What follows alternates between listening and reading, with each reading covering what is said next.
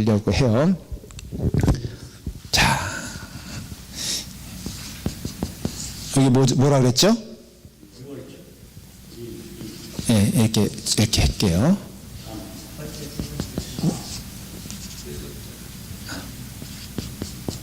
이렇게 있어요. 그렇죠? 굵직한 사건을 좀 정리해 보면요. 여기서는 성전, 정결, 뭐 이렇게 성청 이렇게 써요. 그냥 또 이때는 베데스다에서 38년 된 병자를 고쳤죠. 요 사건이에요. 그게. 그 다음에 세 번째는 안 갔어요. 네 번째 이때는 십자가, 그렇죠?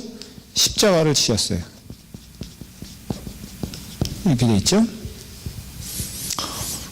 사복음서의 특징을 말씀을 드리면요, 요한복음은 완전히는 아니에요. 갈릴리 일도 좀 기록하고 있지만 요한복음은 주로 어느 부분에 예루살렘에 대한 요한은 예루살렘의 사회에 대한 이야기를, 예루살렘은 굉장히 그 신학적인 논쟁이 많고요. 좀 어렵게 얘기할게요. 지금부터 신학적인 논쟁이 많고 그 하나님의 아들이라는 것을 예수님이 보여주려고 했던 장소가 예루살렘에 주로, 그리고 바리새인들과의 논쟁도 있고, 그렇기 때문에 굉장히 어떻게 보면 어려워요. 요한복음 자체가 내용을 쭉 읽어보시면 알겠지만 어떤 스토리, 어떤 사건에 대한 것보다도 뭐 이렇게 그 예수님의 기도도 거기 있고요. 그리고 여러 가지 그런 어떤 신학적인 해석, 쉽게 말하면 이런 것들이 내용이 있기 때문에 주로 예루살렘에서는 그런 부담스러운 일들이 많이 일어났었어요. 이해가 되시죠? 그러니까 예루살렘은 소풍 가면서 이렇게 즐길 만한 장소는 아니에요. 그래서 요한복음 좀 내용 자체가 그렇다고 이미 말씀을 드렸고요. 마태, 마가,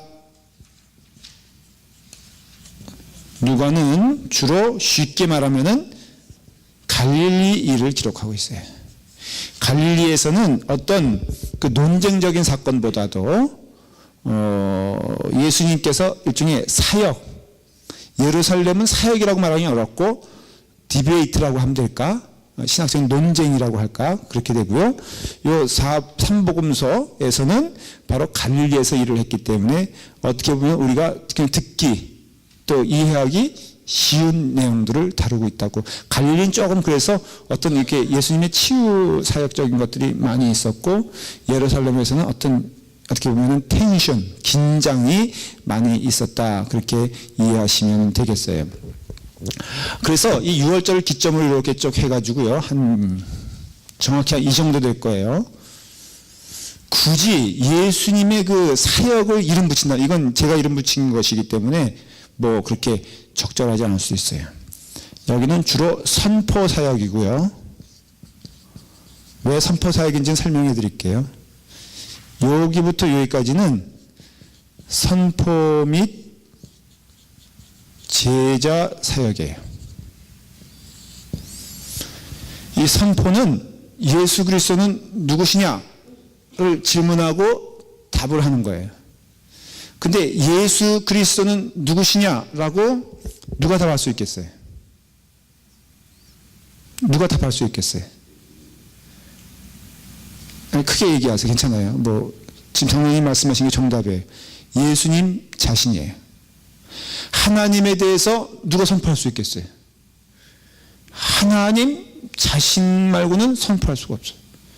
자, 나에 대해서 굳이 그 뭐 강아지들에게, 동물들에게 선포한다고 했을 때 동물들이 나를 알 수 있어요, 없어요? 모르잖아요. 내가 선포해도 사실 모른다고요. 그러니까는 내가 선포하는 데 것을 이해시키려면은 그 라디오처럼 이런 게 있어야 되잖아요. 이게 성령님이에요, 쉽게 말하면.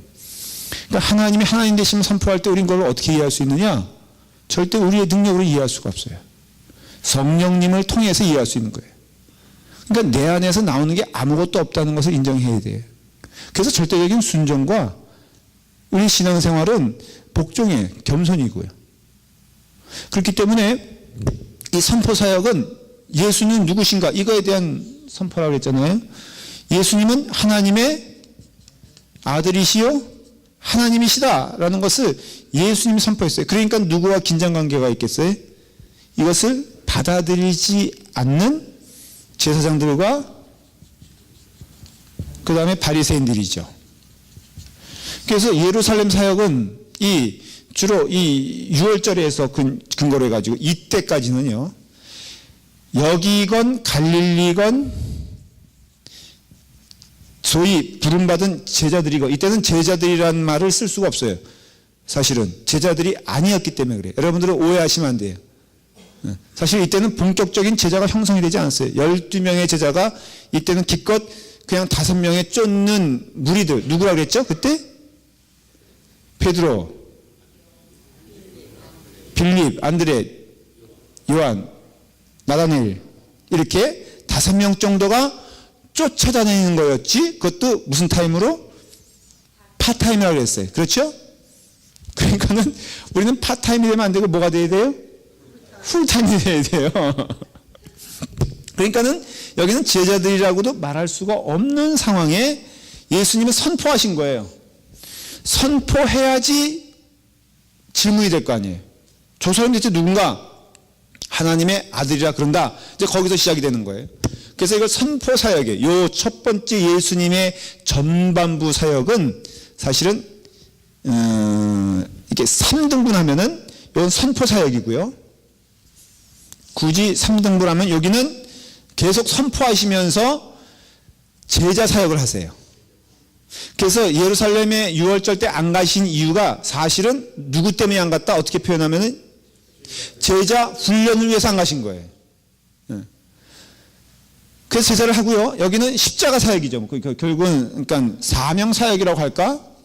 실제로 이제 예수님께서 십자가를 지시는 사역을 하신 거예요. 그래서 이걸 보면요, 우리가 잘 쓰는 용어는 아니지만 잘못된 용어가 뭐냐면은 예수님은 뭐 대중사역을 하셨다, 이런 표현을 가끔 해요. 그래서 뭐 세상 사람들에게 알아듣게 말도 해야 되고, 교회가 세상에 접근해야 되고, 이런 식으로 설명을 하는 경우가 있는데, 그건 성경적으로 보면 절대로 아니에요. 교회가 세상 같아져서 세상 사람들이 교회로 오는 게 아니라요, 교회가 교회다워져야지 세상 사람들이 교회로 와요. 이게 이해가 되세요, 여러분들? 이해가 되면서도 안 되죠. 이게 세상 사람들의 그렇다고 해서 뭐 우리가 세상에 쓰는 조명 쓰지 말고 세상에서 쓰는 마이크 쓰지 말고 이런 소리가 아니라, 예수님은 어느 때든지 소위 대중에게 영합하기 위해서 대중이 필요한 것을 주신 적이 없었다는 거예요. 예수님 병 고치고 눈물 흘린 자와 같이 하시고 그랬는데, 그것은요, 그게 사역의 그러니까 본이 아니에요. 예수님은 이 땅에 사는 동안 이 땅의 세상의 월급에 대해서 얘기한 적이 없어요. 예수님은 영생에 대해서 말씀하셨어요. 하늘나라에서 말씀하시고 죄에 대해서 말씀하셨어요.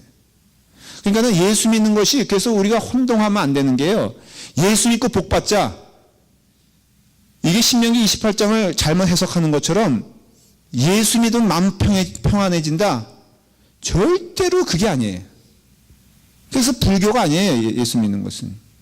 예수 믿는 것은 아주 이해하기 어렵지만 단편적으로 얘기하면은 영생 얻어 천국 가는 거예요. 그리고 예수님 하신 사역이 이거예요. 만일에 예수님이 그런 목회적인 아니면 교회적인 구체적인 사역들을 설명할 때, 야, 그래도 이렇게 해서 세상에 어떤 위로를 주고 이런 것이라면은 그렇게 하겠어요. 그러나 초대교회, 사도행전에 나타나는 교회를요, 좀 여러분들의 사심적인 여러분들의 사심을 가지고 보지 말고 객관적으로 읽고, 하나님이여 음성 들려주시옵소서라는 신앙의 마음으로 읽으면요, 교회는 결코 세상을 위해서 존재하는 것이 아님을 알 수가 있어요. 뭐 구제도 했고, 여러분, 구제가 본질이 되면 안 돼요. 교회는. 그렇기 때문에 예수님은 대중사역을 하신 적이 없어요. 5,000명을 모인 것도 그들을 불쌍히 여겨 먹였지만은 근본적인 의미는 그 예수 그리스도가 하나님 되심을 선포하기 위해서 행한 기적이에요. 38년 된 병자를 고친 것도 그 영혼의 아픔을 위로하기 위해서 하셨다. 그건 우리의 해석이고요. 성경에서 말하고자 하는 것은 그 기적을 일으키신 분이 하나님의 아들이시요 하나님인 것을 선포하기 위해서 그 기적을 일으켰어요. 분명한 사실이에요. 그러니까 우리가 이와 같이 그러면서 제자들의 사역을 시작하지 않습니까?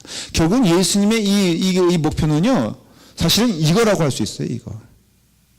이게 다 격가지를 뭐 성전 청소하고 뭐 어려운 사람 도와주고 뭐 그리고 소외된 자들에게 나아가고 하는 걸 다 격가지를 치면요, 사실은 예수님은 이 땅에 오셨어요. 죄인 된 자를 구원시키기 위해서 이 땅에 오셨어요. 그리고 그 방편으로 어떤 신비한 기적적인 사건보다도 사람을 키우셔서 그 사람을 통해서 하나님의 그 미니스트리, 하나님의 그 역사가 선포되어지길 원하셨어요. 하나님의 중심에는 늘 사람이 있어요.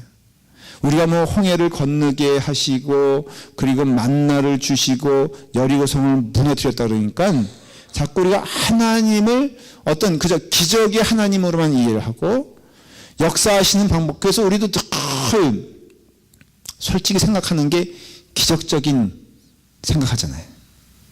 여러분, 우리도 막 기적이 일어나가지고 여러분들 전도하지 않았는데 막 교인들이 확 몰려왔으면 좋겠죠. 솔직히 그래 안 그래? 우리 교회가 부흥되기를 원하시면 아멘 하시기 바랍니다. 다 하잖아. 근데 안 하잖아. 근데 사실은 그런 게 아니고 하나님은 사람을 통해 역사하시기 원해요. 그래서 우리 교회에 기적이 일어난다면요, 어느 누군지는 모르지만은 그 사람일 거예요. 그리고 그 사람이 누가 되길 원하느냐? 여러분들이 되기를 원해요. 그러니까는 예수님은 사실은 이 사역을 하신 거죠. 이 사역을. 궁극적으로는 십자가에 달려 돌아가시기까지 사실은 뭐예요? 남은 게 뭐예요? 제자들 다 도망갔잖아요. 그러나 부활하신 다음에 또 하신 게 뭐예요? 제자예요, 제자. 부활하셨으면 그 능력이 얼마나 크시겠어요. 저는 좀 안타까웠던 거, 예수님의 그거는 참 생각이 짧으셨다라고 생각하는 게, 그 벽을 뚫고 가는 그 능력으로 말해요. 한 대제사장과 몇 사람만 건드렸으면은 이거는 갈릴리 어촌 촌구석에 있는 그 찌질이 죄송해요, 이게. 도망간 제자들 몇 명 건지는 것보다 더 효과적이지 않겠어요? 생각을 해봐요. 그냥 그 가말리엘, 안나스, 그 아주 그냥 못돼 먹은 그 영혼에게 딱 가가지고, 야, 내가 나다. 너희가 죽인 나다. 그러면 예수님이 빌라도에게만 갔었어도 정말로 우리 기독교가 이 모양은 아니었는데, 그렇죠? 빌라도에 가서 내가 내가 이렇게 부활했다 그러면 논쟁거리가 없잖아요. 아니, 그것도 또 넘어서 로마 황제 예수님 가실 수 있을까, 못 가실까? 너무 당연하죠. 그 사방에 있는 왕들에게만 한 번씩만 나타나셔도, 그때 우리나라가 고조선인가? 고조선도 아니구나. 삼국시대가 500년이니까는 한 고조선 되나? 그때 딱 나타나면 우리나라는 그러니까 이렇게 엉뚱한 상상을 해보면요, 참 우리에게 이런 예수님의 사역이 이해가 안 되는 거예요, 사실은. 그러나 예수님의 사역이 이래요. 그렇기 때문에 여러분들이 깊이 생각해야 될 것은 이 사복음, 오늘 이게 공부를 통해서 이거예요. 이거. 나는 제자가 되고 있나? 이거는 선택의 여지가 아니라요, 이거는 필수의 여지예요. 모든 교회가 이렇게 해야 돼요, 이렇게. 여러분들은 제자가 돼야 돼요.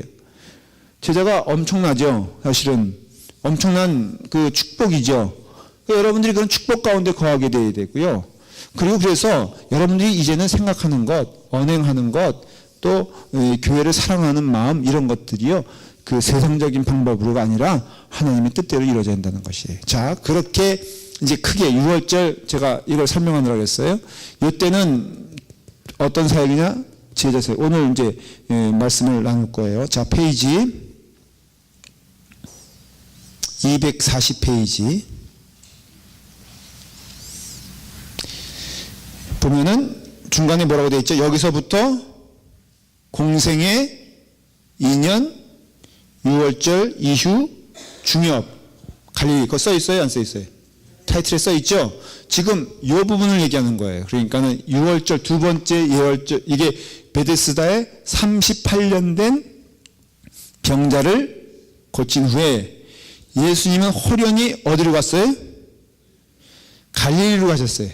본격적으로 뭐를 하시러 가셨다고 그랬죠?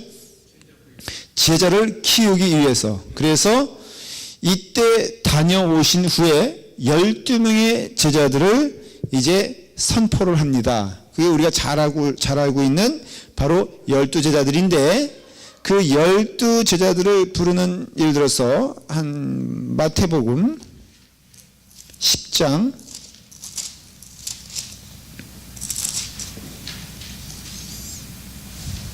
10장에 보면 정리식으로 나오죠. 시작.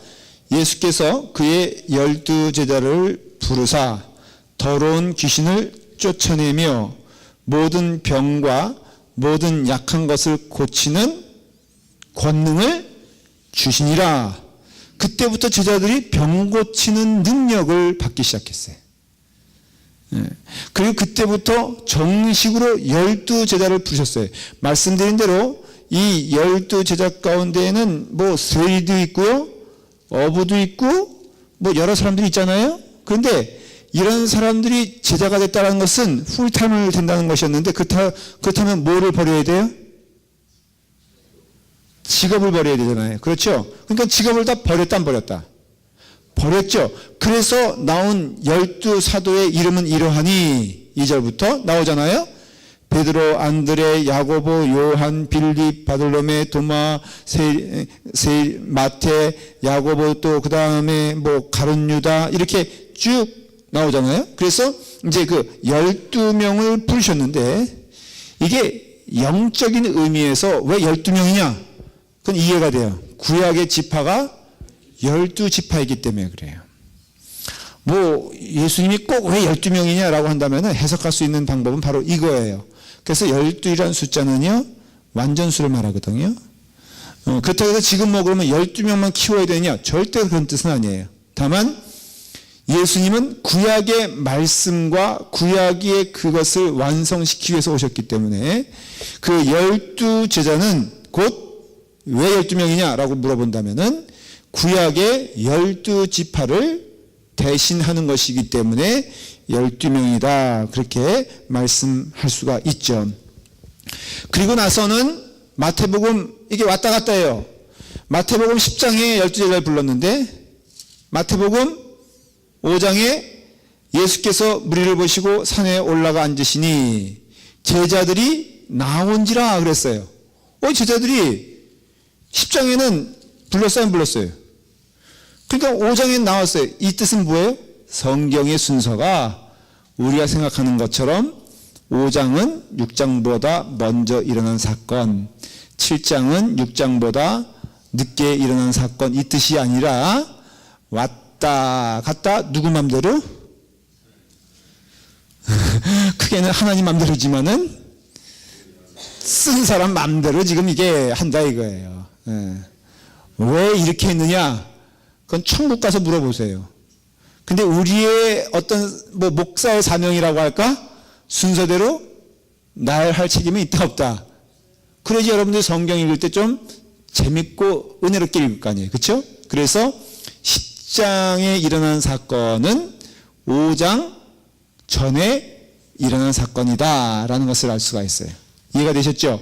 그래서 10장에 제자들을 부르시고 5장을 보니까는 예수께서 무리를 보시고 산에 올라가 앉으시니 제자들이 나온지라 입을 열어 가르쳐 이르시되 심령이 가난한 자는 복이 있나니 천국이 그들의 것이며. 자, 여기서 하나 깨달아야 될 게 있어요. 그건 뭐냐면 이제 산상수훈이잖아요. 천국은 얘기하세요. 그런데 제가 질문 한번 던질게요. 이런 모든 예수님의 메시지는 누구를 향해서 하는 메시지일까? 어떻게 하셨어요? 야, 천재 아니면 못 대답하는데, 대중을 놓고 하는 거예요. 그러니까는 말씀을 듣는 자들이 대중과 제자와 섞여 있다, 안 섞여 있다? 섞여 있어요. 예수님은 사실은 5천 명의 숫자를 놓고 얘기한 것보다도 뭐 굳이 그 차별한 건 아니에요. 제자들을 향해 말씀하신 거예요, 사실은. 그리고 제자들이 꼭 대중들이 떠난 다음에 물어보죠. 알아들었어, 못 알아들었어? 못 알아들었어요. 대중들은 알아들었을까, 못 알아들었을까? 못 알아들었어요. 그러니까 예수님은 좋은 설교가가 아닐까?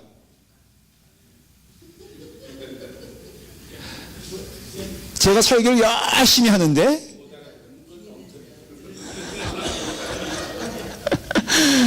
여기 우리 교인 예배를 열심히 드리는데 제 설교를 한 2명만 알아듣는다. 그러면 제가 그 다음 주에 설교, 아니 여러분들이 저를 가만 내버려 둘까? 예. 그러면은 다 알아들을까? 귀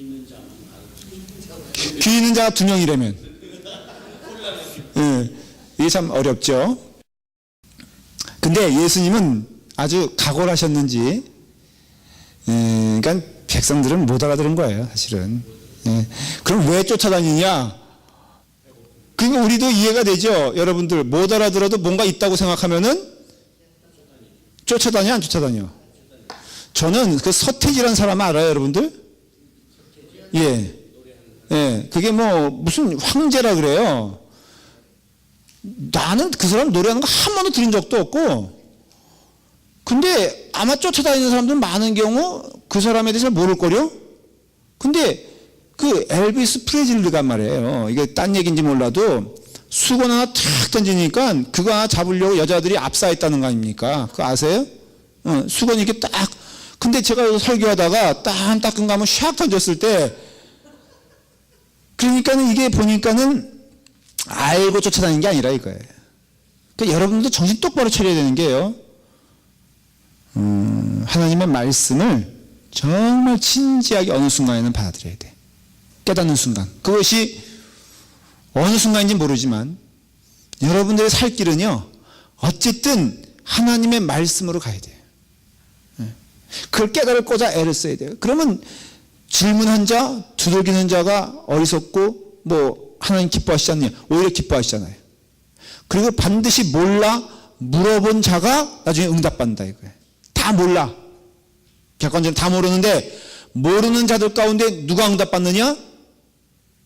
물어보고 두들기. 그래서 저는 그거 동의하는 게, 기도도요, 맨 처음부터 이제 기도 좋은 건 다 알잖아요, 여러분들. 산삼 좋은 거 알아 몰라? 홍삼 좋은 거 알아 몰라? 뭐 이게 대체 답이 없어요.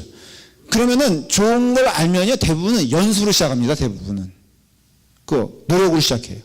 그러니까 하나님의 말씀 좋은 거 알고 기도 좋은 거 알잖아요. 그러면 저는 권면하기에 20분 내가 이제부터 올해는 모든 기도 시간에 내가 이제 기도 그러면은 여태까지 1분만 했잖아요. 한 3분, 아니 뭐 1분 한 사람 없잖아. 5분 정도 했다면은 나는 이제는 시간 따르릉 소리 해놓고선 10분은 무조건 앉으면 기도한다라는 어떤 선한 목표를 세우면요, 여러분 그것이 영적으로 도움이 될까 안 될까? 전 된다고 믿어요. 그것도 성경에서 가르쳐주는 방법이에요. 그게 두들긴다는 뜻도 돼요. 우리 도건사님 남들 다 안 읽은 사복음서 읽어서 너무 속상하시죠? 다 안 읽어왔는데, 근데 그 사복음서 읽는데 죽을 뻔하셨다 그랬잖아요. 죄송해요. 제 표현이 너무 과격해서. 힘들었다는 뜻은 재밌진 않았다는 뜻이에요.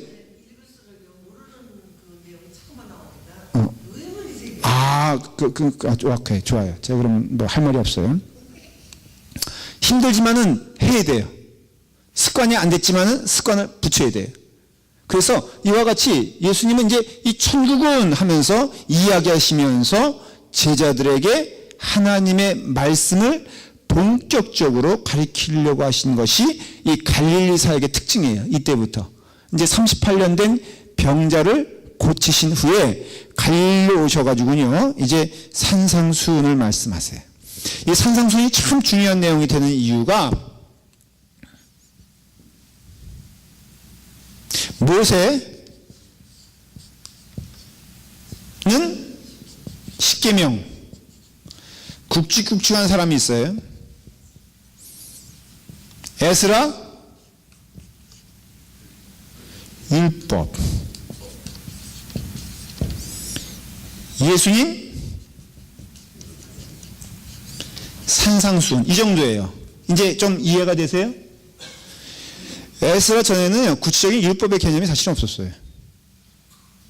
그래서 이것의 이것의 단점은 너무 사람이 율법적이 된다 그러면 그게 무슨 뜻이에요? 어떤 내용은 없고 마음의 하트는 없고 형식만 남는 것처럼 느껴지지만, 또 바리새인들도 그런 점에서 싸잡아 공격을 당하지만 사실은 백성들의 존경을 받았던 영적 그룹은 바리새인들이에요.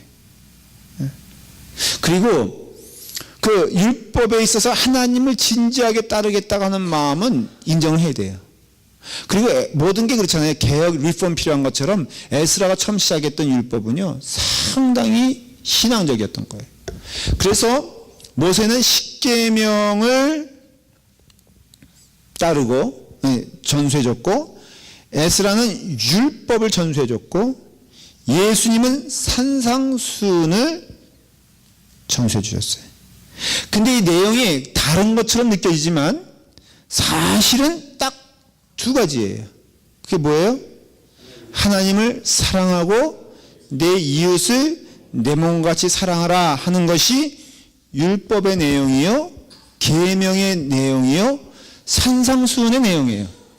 그래서 산상수훈의 내용을 보면요, 가만히 보시면은, 자, 심령 가난, 애통하는 자, 온유한 자, 의에 줄이고 목마른 자, 긍휼히 여기는 자, 마음이 청결한 자, 화평케 하는 자, 의를 위하여 박해를 받는 자를 가만히 이 카테고리를 보면요, 직접 하나님을 사랑하라 라는 단어는 없지만은 하나님을 사랑하지 않고는 이룰 수 없는 것을 말하고 있고, 직접 내 이웃을 사랑해야 된다라는 말은 없지만은 이 내용 자체가 다 내 이웃을 사랑해야지만이 또 내 이웃을 사랑함으로 나올 수 있는 것들과 내 이웃과의 관계를 표현하는 단어인 것을 알 수 있어요.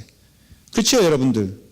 애통하는 게 무슨 하나님과 나 사이의 애통의 관계는 아니잖아요. 그렇죠? 그리고 또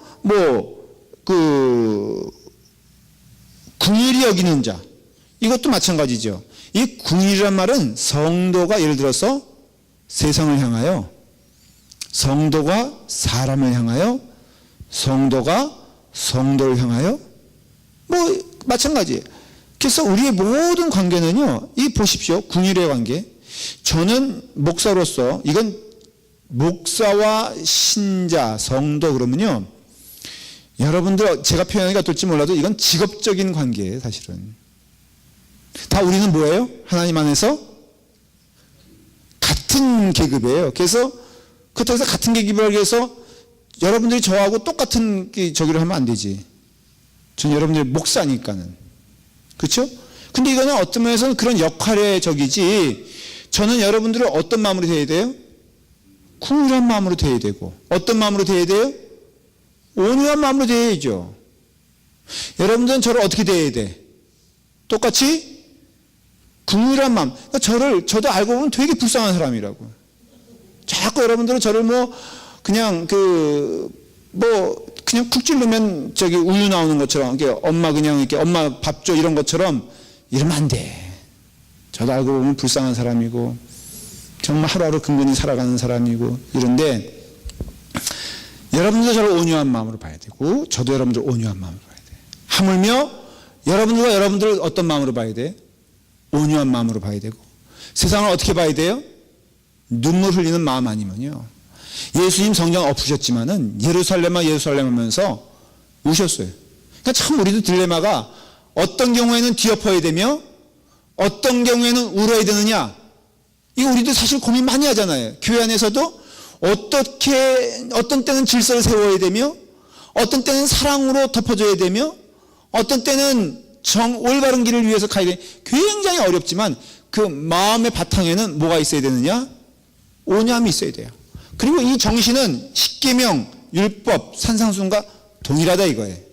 그래서 여러분들이 그 생장점이라고 8과 241페이지에 보면은 박스로 되어 있죠. 거기에 회색으로 그 부분을 제가 좀 이렇게 설명을 드렸어요.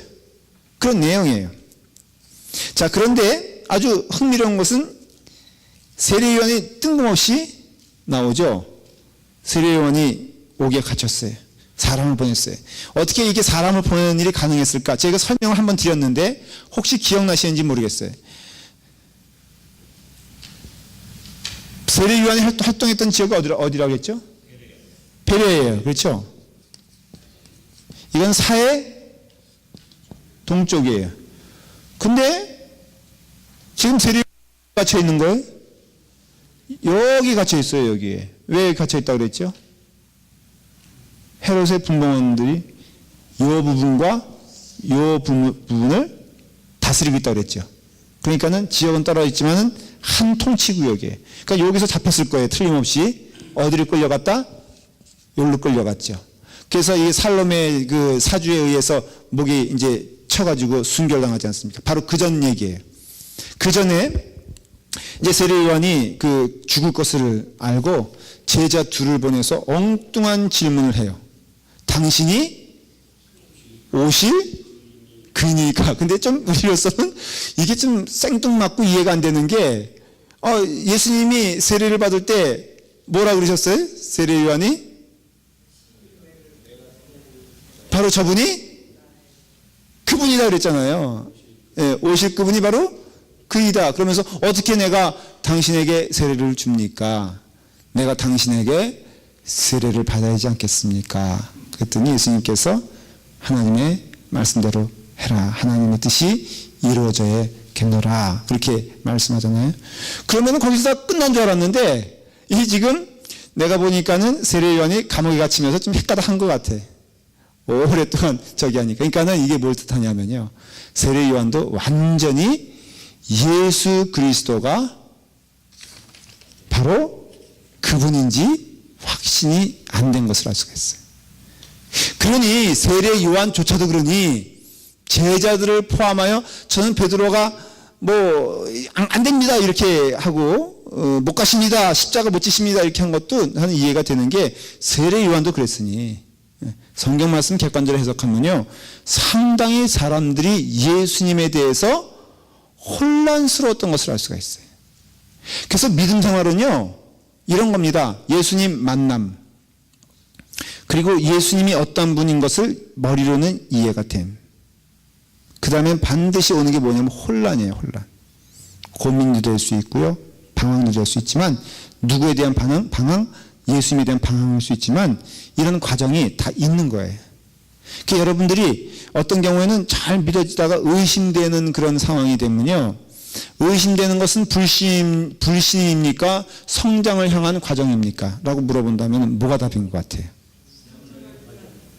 그럼 다 의심해야 돼? 네. 그렇죠. 여러분들, 그 성경의 관점에서 말하면요. 의심은 성장을 위한 하나의 과정인 것을 알 수 있고요. 의심한 사람이 결국은 더 신앙의 본을 보여요. 예를 들어 말하면 제자들 가운데 가장 멀리 가서 가장 고생한 사람이 누구냐면요.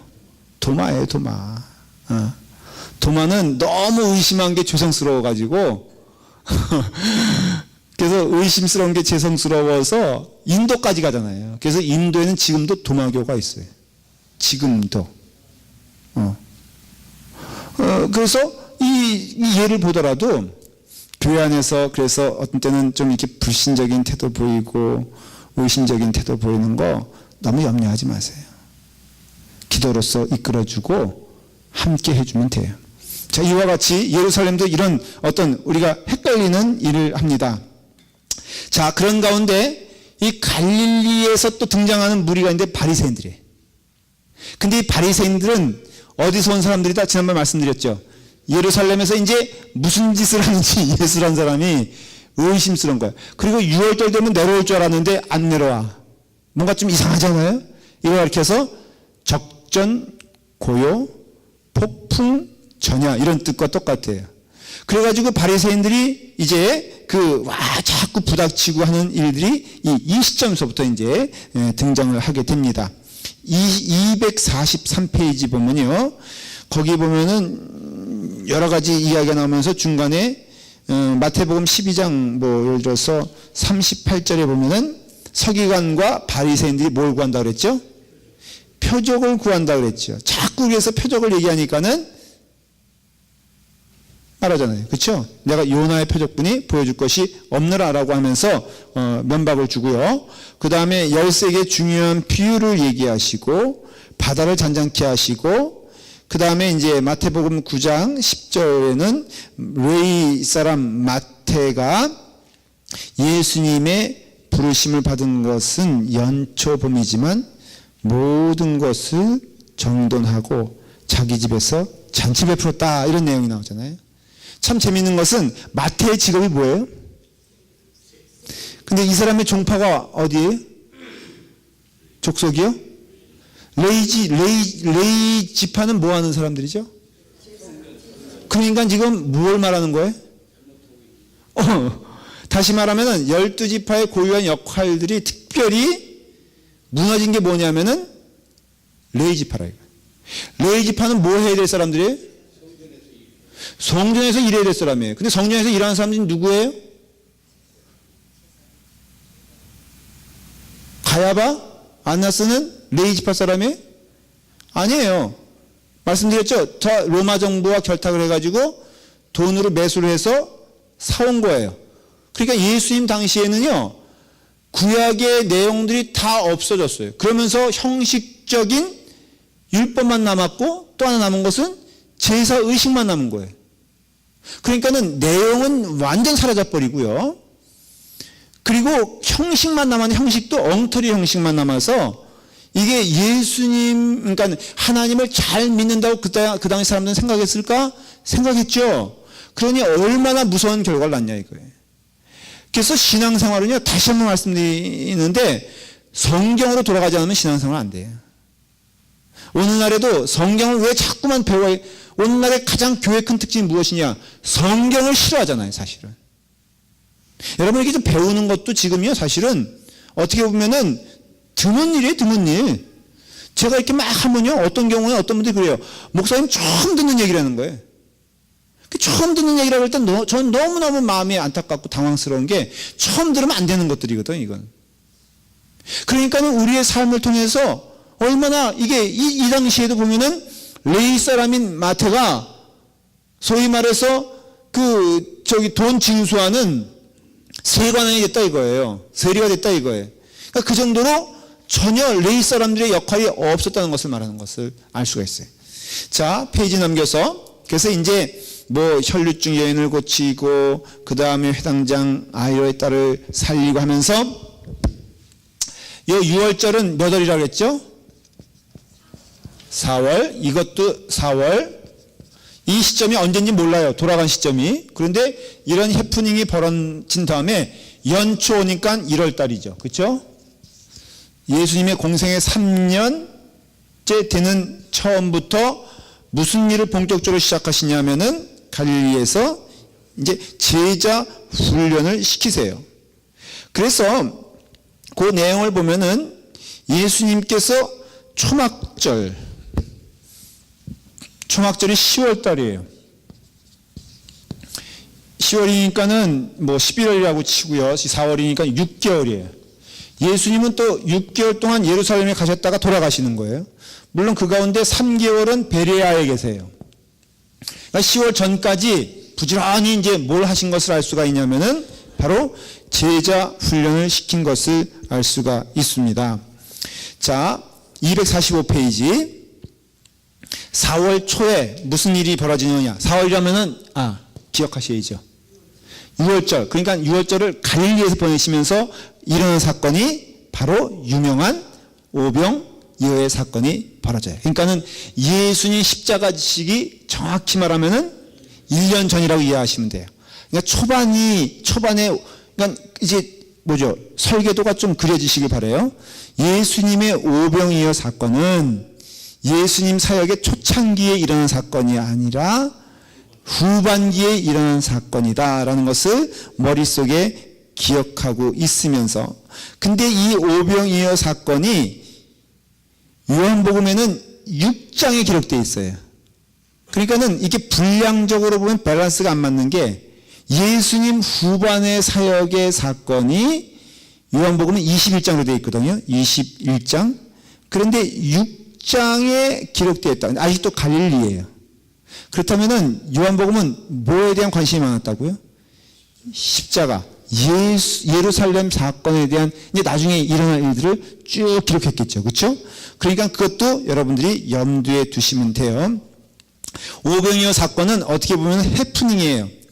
예수님이 이제 열심히 사역하시고 그러니까 사람들이 이게 많이 따랐을 거 아니에요.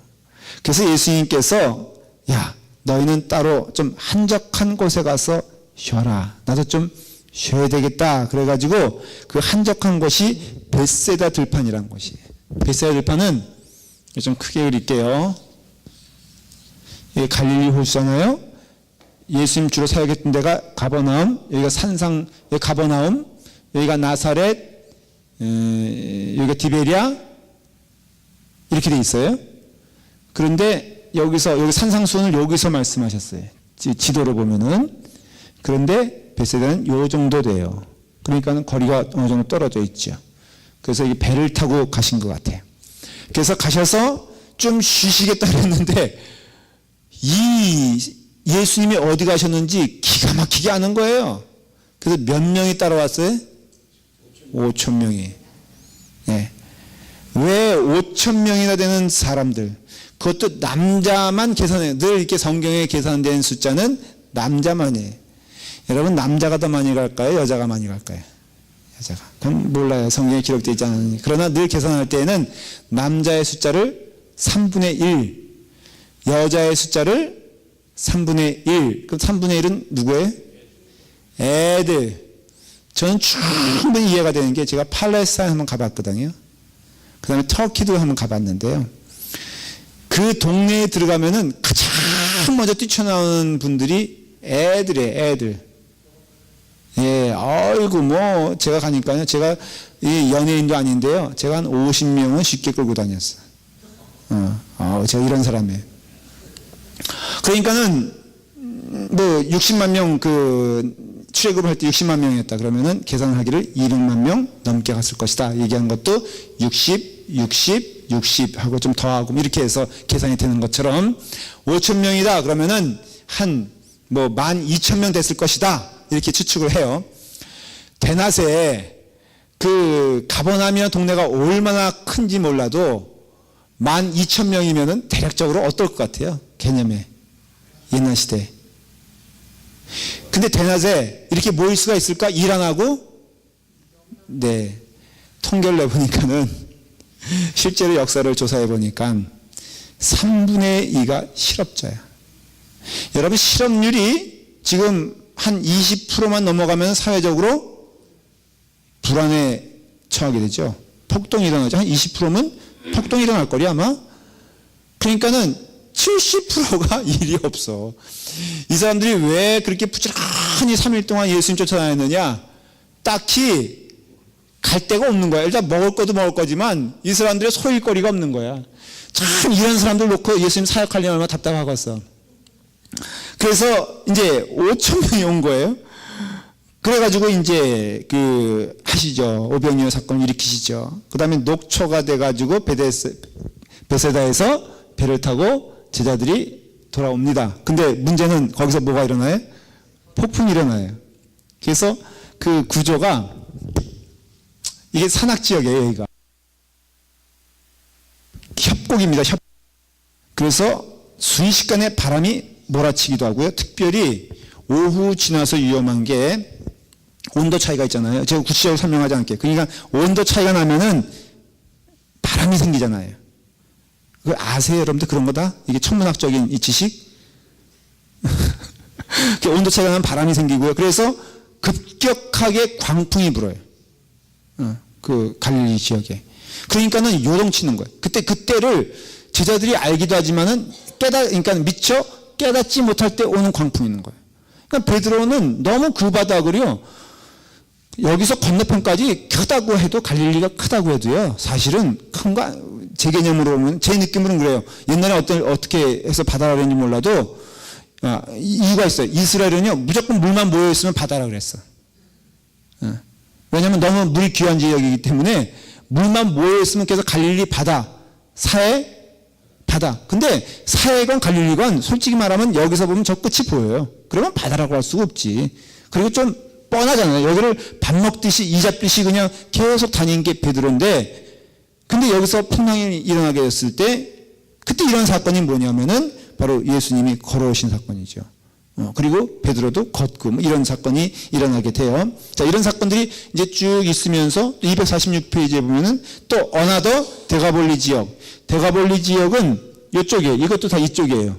데가볼리란 뜻은요, 원래 그 데가란 뜻은 10개다 그런 뜻이에요. 그러니까 데가볼리란 것은 그 10개 도시란 뜻이에요. 어떤 지명, 딱 그 어떤 도시를 말하는 것이 아니라 데가볼리 하면은 여기 10개의 도시가 있는 지역에서도 예수님이 4,000명을 먹이는 기적을 하세요. 그건 마태복음에 나와요. 그래서 혼동하면 안 돼요.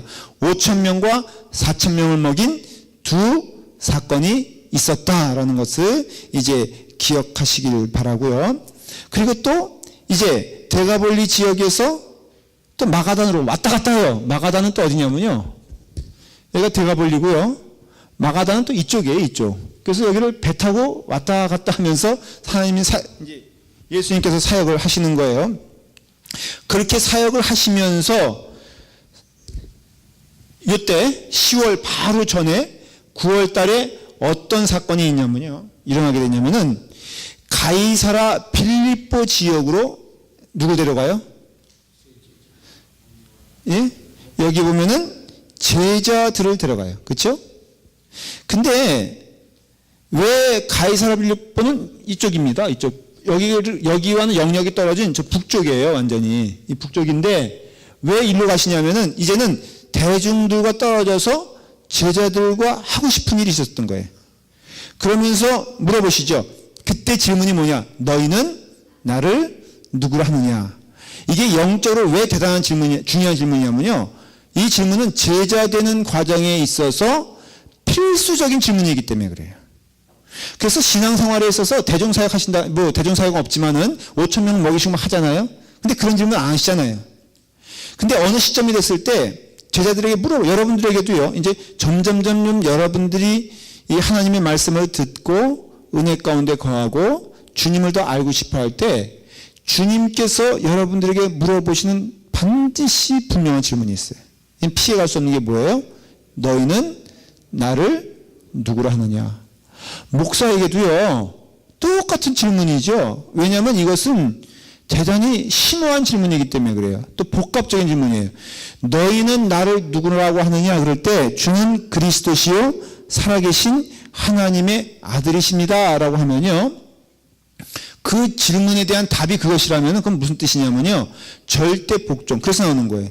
절대 순종, 절대 신뢰가 나와요.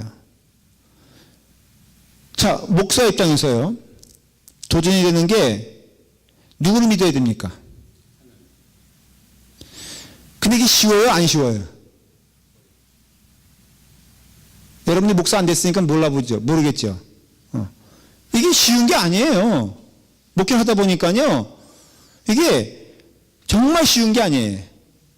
물결도 치고요, 또 일이 빨리 이루어졌으면 좋겠다는 다급함도 있고요, 또 하다 보니까요, 사람들이 나를 어떻게 생각하느냐 하는 질문은 예수님이 하셔야 될 것인데 내가 하고 앉았다는 거죠. 그래서 저도 어떤 때는 여러분들의 마음이 궁금해. 여러분들 마음 가운데 누구만 있으면 좋겠어? 저만 있으면 좋겠어. 저는 여러분들 마음 가운데 어떤 과거의 어떤 목사님도요 없었으면 좋겠어. 이 세상에 제일 훌륭한 분 누구예요? 네? 목사님이죠. 눈만 감으면 눈에 띄는 떠오르는 그분 누구예요? 목사님이지. 그분이 말만 하면 뭐든지 순종하고 싶은 게 누구예요? 예. 이렇게 되면 얼마나 좋겠냐 이거예요.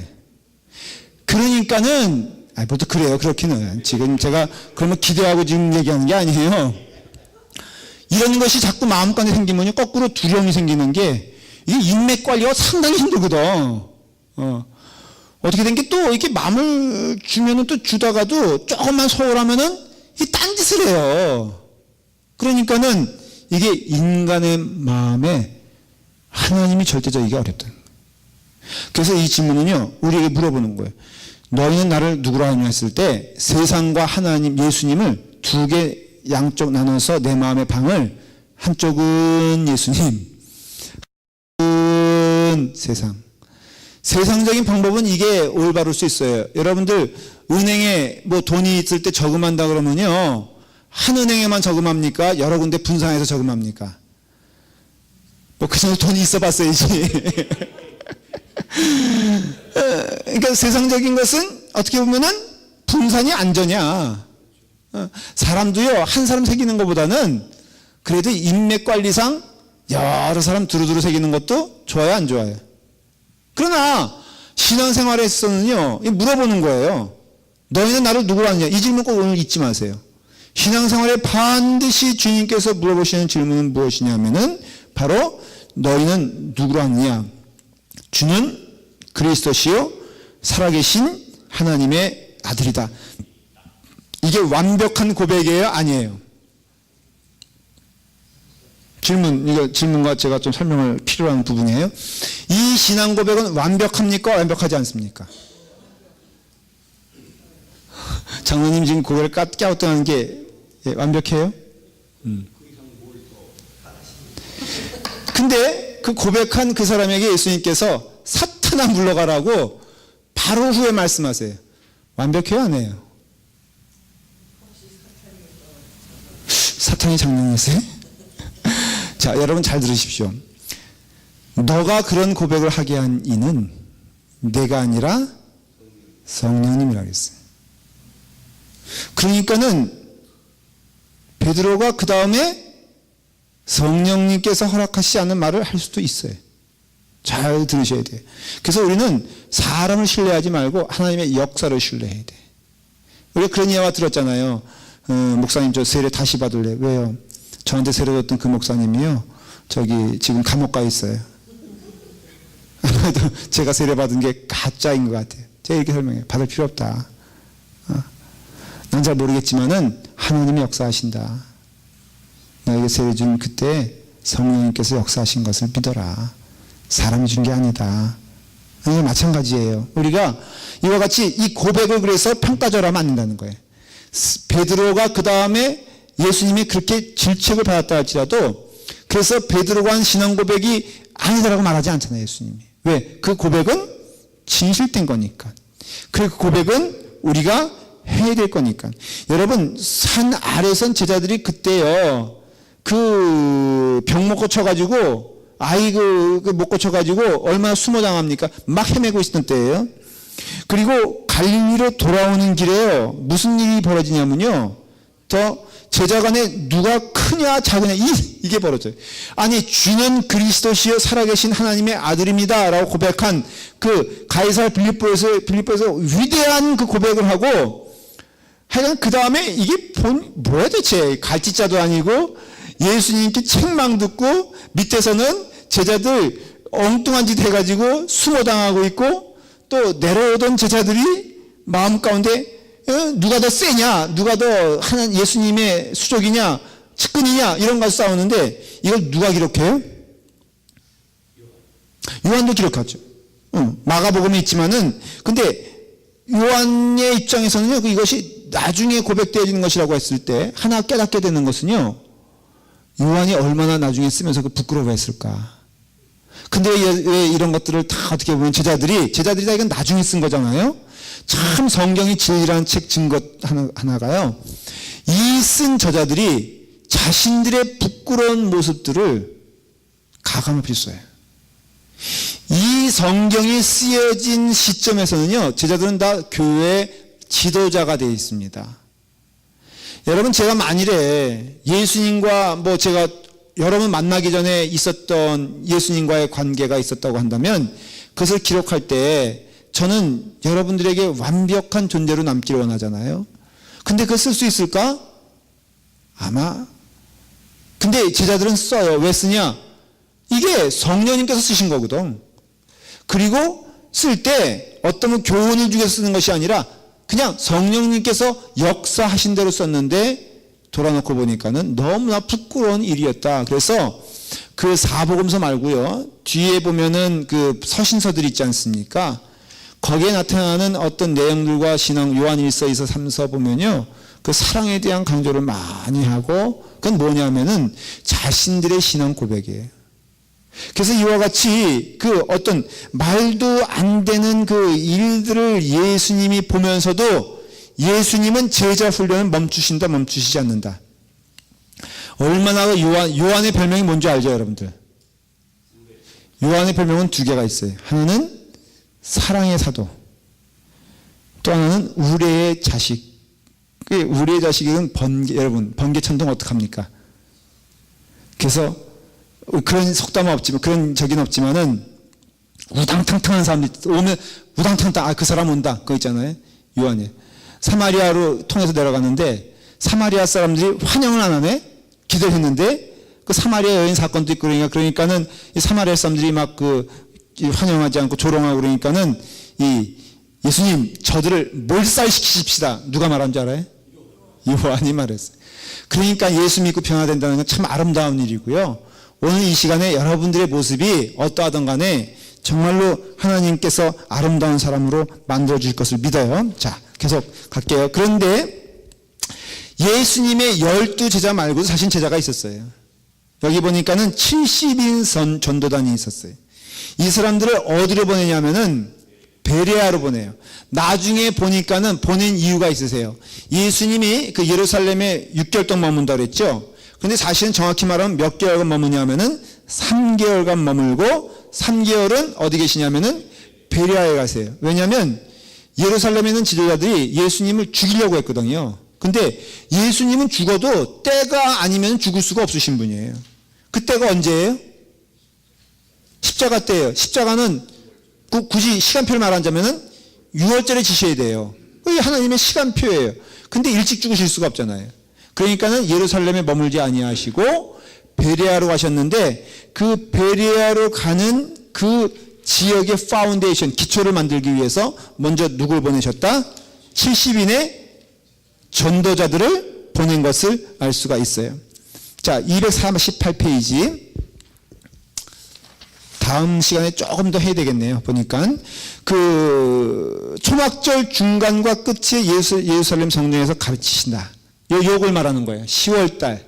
예수님이 언제 길을 떠나셨어요? 9월 말에 떠나셔서 10월 달에 초막절 즈음에서 이제 예루살렘 성전에 나타나셨는데, 예루살렘 성전에 나타나니까 누가 긴장하겠어요?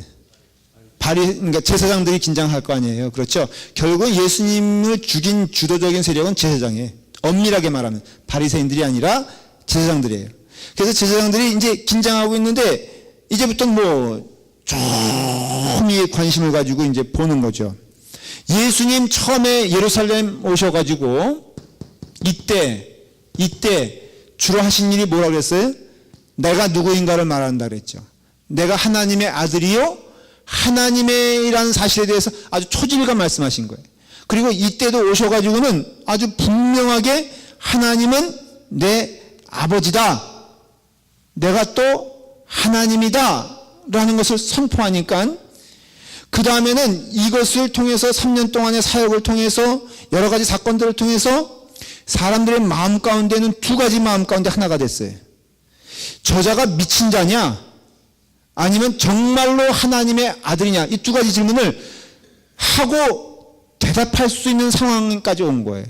자, 예를 들어 말하면은 요한복음 7장 20절.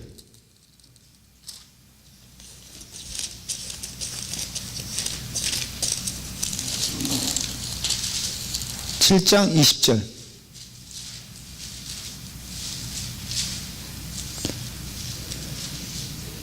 19절부터 보면 모세가 너희에게 율법을 주지 아니하였느냐 너희 중에 율법을 지키는 자가 없도다 너희가 어찌하여 나를 죽이려 하느냐 예수님이 뜬금없이 말씀하시니까 20절에 무리가 대답하되 당신은 귀신이 들렸도다 누가 당신을 죽이려 하나이까 지금 예수님은 누굴 지칭한 거예요? 제사장들을 지칭한 것이고 근데 제사장들 앞에서 말한 게 아니에요. 무리들 앞에서 말한 거예요. 그러니까 무리들은 대체 저 사람이 언뜻 보면은 메시아 같고 정말로 하는 그것을 보면은 메시아란 건 뭐예요? 존경의 대상이고 따라야 될 대상이고 우리가 세워야 될 대상이잖아요. 그런데 이렇게 말하는 거 보면은 갑자기 뜬금없이 여러분 그렇잖아요. 정신병자가 그런 얘기하잖아요. 갑자기 하면서 막 그 칼 들고 왜 그래 그러면 누가 나를 막 죽이려고 해 그러면은 미쳤다 그래. 제가 갑자기 이제 이렇게 말씀을 하다가 누군가 지금 나를 죽이려고 합니다. 그러면 여러분들 어떻게 생각하겠어? 두 가지 가운데 하나일 거야. 저분이 뭔가 지금 보고 있구나. 우리가 못 보는 것을 보고 있으니 무릎을 꿇고 경배하자. 두 번째는 완전히 이제는 조짐이 보이더만 이제는 맛이 갔구나. 얼마나 스트레스를 받았으면 저럴까. 그럴 거 아니에요. 제가 우스갯소리 하는 얘기라 예수님에 대해서 지금 사람들이 혼동하는 거예요. 이 무리는 따랐던 사람을 얘기하는 거예요. 예수님이 하시는 말씀, 예수님이 하시는 일에 대해서 따랐는데 하시는 말씀 보니까 이게 정상이 아니거든. 7장 31절.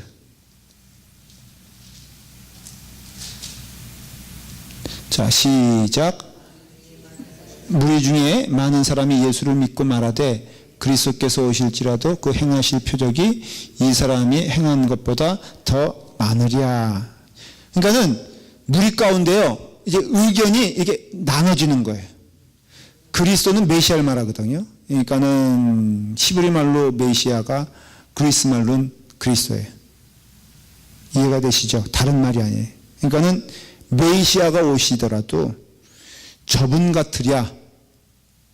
하지만 무리가 지금 혼란스러운 거예요. 이 혼란은 여러분들 예수님에 대한 고백이요 갑자기 일어나는 것이 아니라 이와 같은 모든 과정을 통해서 십자가 상에서 예수님 바라봤던 사람들이 우리는 단순하게 뭐 이렇게 돌을 던졌다 뭐 비웃었다라고 하게 할 때 그렇게 해석하는 것보다는 영적인 혼란이 있었다라고 이해하시면 돼요. 질문이죠. 그 질문에 대한 답을 성령님의 임재를 통해서 얻은 거예요. 그러니까 여러분들이 성령님의 역사를 기대하고 기도해야 돼요. 그런 가운데 자, 그러니까는 이제 이런 질문이 온다는 것은 답은 딱 하나라는 거예요. 내가 예수님을 그리스도로 그러니까 하나님의 아들로 믿을 것이냐 아니면은 그냥 미친 자로 믿을 것이냐 둘 중에 하나는 중간에 없다는 거예요. 그러니까 오늘날에 있는 신신학이라든가 아니면은 예수님의 평가할 때 정말 동의하지 않는 것은요. 예수님이 인격적으로는 쓸만한데 그 하나님이라는 것에 대해서는 도저히 받아들일 수가 없다. 아니요. 여러분 성경을 보면 예수님은 미친 사람이에요. 정직하게 말하면. 그러니까는 우리의 신앙도요. 예수님이 다이든가 아니든가 해야 돼. 이게 좀 신앙적으로 표현하면요. 믿음 생활을 할 때 여러분 정말로 마음 가운데 예수님이 다여야 돼요. 교회 오는 목적 예수님 만나려고 해야 돼요. 여러분들이 순종하는 대상도 예수님께만 해야 돼요. 그래서 여러분들이 기도해야 돼요. 그리고 예수님이 이거다라고 말씀하시면요. 그게 귀에 들려오는 뭐 천사의 음성 이런 뜻이 아니에요. 말씀으로서 여러분들이 순종할 때 예수님이 기뻐하시는 길 가야 돼요. 교회 안에서. 좀 실질적으로 말씀을 드리면요. 정분 따라 믿음 생활하지 마십시오. 오늘날의 교인들 망가뜨리는 게 그거예요. 예수님 말씀 따라 순종해야 돼요.